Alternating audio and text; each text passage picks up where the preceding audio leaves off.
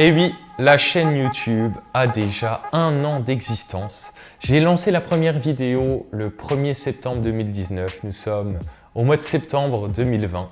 Ça fait déjà 1 an que je fais des vidéos sur Internet. Et le bébé grandit, le bébé croît. La chaîne YouTube pousse de plus en plus. On est maintenant 921 à l'heure où je tourne cette vidéo. Et c'est vraiment super, c'est une belle aventure et j'ai donc décidé de faire cette vidéo pour vous parler un petit peu des coulisses de la chaîne YouTube. On va parler de pourquoi je fais des vidéos sur Internet et comment YouTube a transformé ma vie avant même de lancer cette chaîne. On va parler aussi de ce que j'ai appris en 1 an, de ce qui peut peut-être t'intéresser si toi aussi tu as envie de partager ta vision du monde, ton histoire, que tu as envie de faire des vidéos sur Internet. Et on va aussi parler du futur de la chaîne et de mon objectif qui sera public pour 2021. Alors là, il y a quelques mois, je me suis fixé un objectif pour la fin d'année. Je me fixer un objectif public qui est que fin décembre 2020, on soit 10 fois plus sur cette chaîne. J'ai envie qu'on soit 5000, qu'il y ait 5000 abonnés sur cette chaîne YouTube. Je crois que j'en suis encore loin. Donc je compte sur toi pour partager cette vidéo, pour t'abonner si tu n'es pas encore abonné. Alors tout d'abord, parlons un petit peu de pourquoi je fais des vidéos sur Internet et comment YouTube a transformé ma vie. Alors remontons un petit peu dans le temps, revenons dans le passé. La première fois que j'ai été sur Internet, c'était quand j'avais 10 ou 11 ans. Et je me souviens encore à cette époque que la première chose que j'ai tapée dans Google, c'était volvic.com. Ouais, les bouteilles d'eau Volvic. Puisque à l'époque, je ne savais pas comment ça marchait et on m'avait juste dit, tout ce qui se finit par .com, c'est des sites internet et donc tu peux aller voir. Donc moi j'avais tapé volvic.com et donc premier site que j'étais voir c'était le site de Volvic. Je sais pas c'était lequel le vôtre mais moi c'était ça. Puis voilà, petit à petit donc j'étais au collège. Après je me souviens que c'était l'époque des jeux en ligne. Il y avait des sites, c'était jeuxgratuits.fr je crois. Dès qu'on avait accès à un ordinateur, on se faisait des concours, on allait sur les jeux et tout. C'était vraiment la mode à l'époque au collège. Je sais pas si tu as connu ça aussi, si on est à peu près de la même époque. Mais voilà quoi, donc j'ai découvert le milieu d'Internet comme ça. Et puis petit à petit, j'ai découvert YouTube, donc un petit peu plus tard. Et en regardant de vidéo en vidéo, j'ai découvert Photoshop. Je me suis dit, ouais, c'est génial, étant donné que je ne sais pas dessiner. Il y a un outil qui existe qui permet d'assembler des photos et de faire des montages. Et genre, j'adorais ça, j'en faisais plein et j'en fais encore aujourd'hui. Je vais te mettre quelques photomontages que je faisais avant et puis maintenant, parce que le temps est passé, donc j'ai progressé un petit peu avec le temps.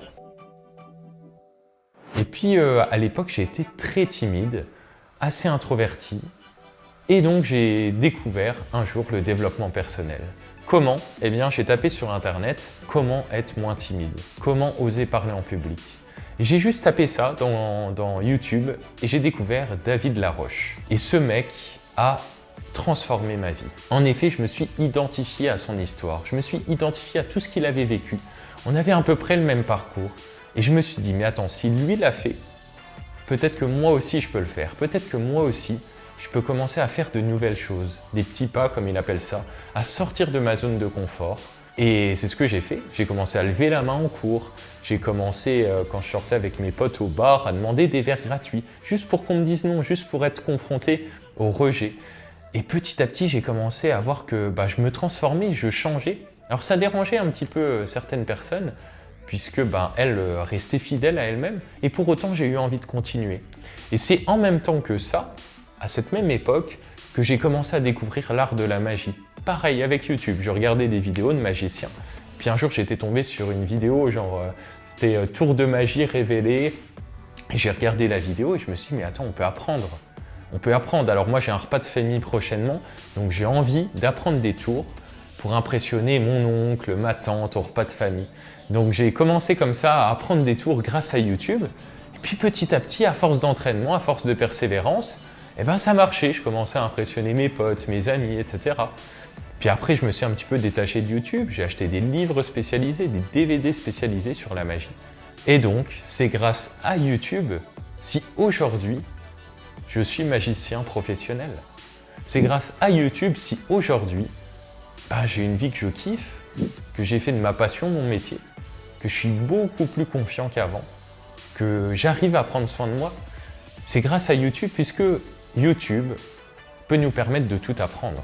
Il y a des experts dans tous les domaines, il suffit de trouver une personne qui nous correspond, qu'on aime bien, à laquelle on peut s'identifier, pour commencer à écouter ces conseils, des conseils qu'on n'a pas forcément dans notre famille, dans nos amis, puisque c'est important ça, il n'est jamais trop bon d'écouter les conseils des autres, sinon vous risqueriez de finir comme eux.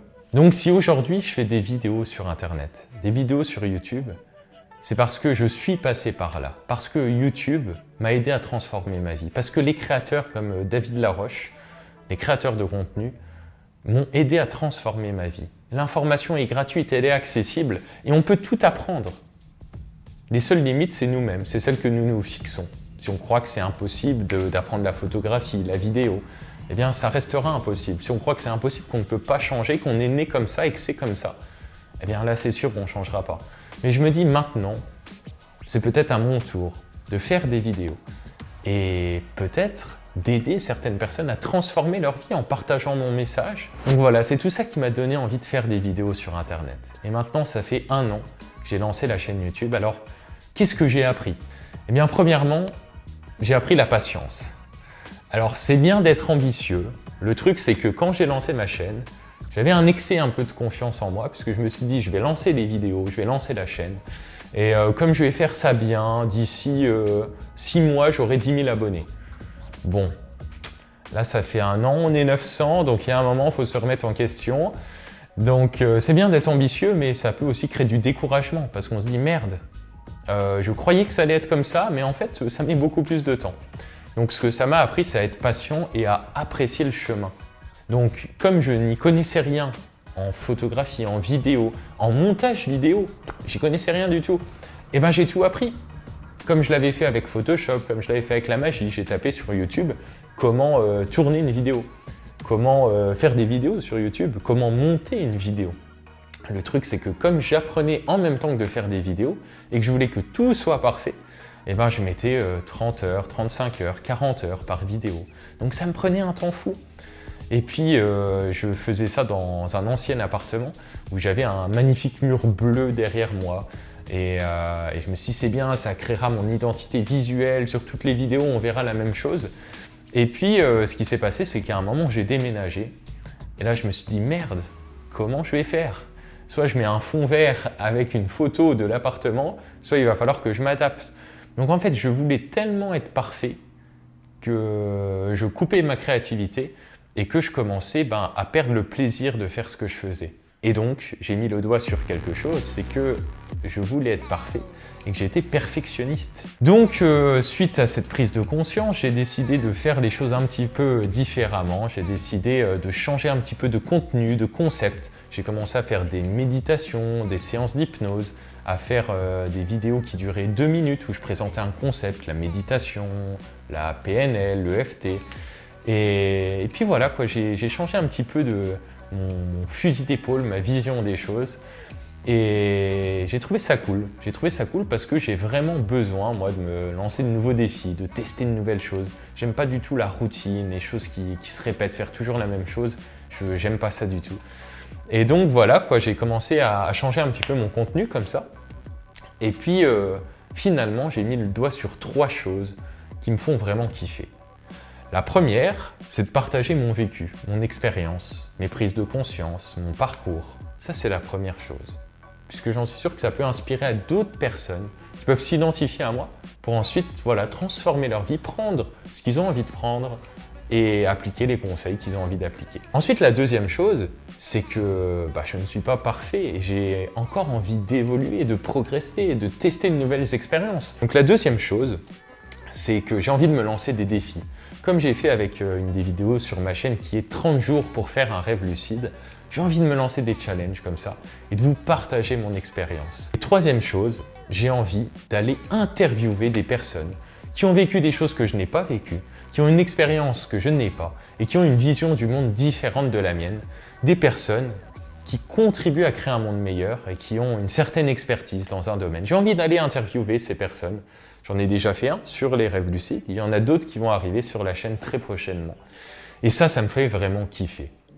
Donc, le futur contenu de la chaîne variera entre la transmission d'informations, de connaissances, d'expériences, entre la réalisation de défis et entre l'interview de personnes voilà, qui m'inspirent. Donc voilà, maintenant parlons un petit peu de mon objectif que je me lance, que je me donne pour dans un an. Je vais me dire que ce que j'ai envie, et je vais tout faire pour, c'est d'avoir 10 000 abonnés le 1er septembre 2021.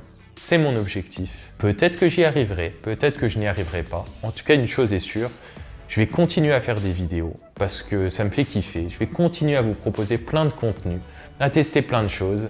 Et voilà quoi, donc je tiens vraiment voilà, à te remercier, toi qui regardes cette vidéo, de me suivre. Et je t'invite, si ce n'est pas encore fait, à t'abonner à la chaîne YouTube et à la partager au plus grand nombre afin qu'on soit de plus en plus nombreux et qu'on crée une communauté de personnes qui ont envie de contribuer à créer un monde meilleur, qui ont envie de contribuer à mieux se connaître, à évoluer vers une meilleure version de soi-même.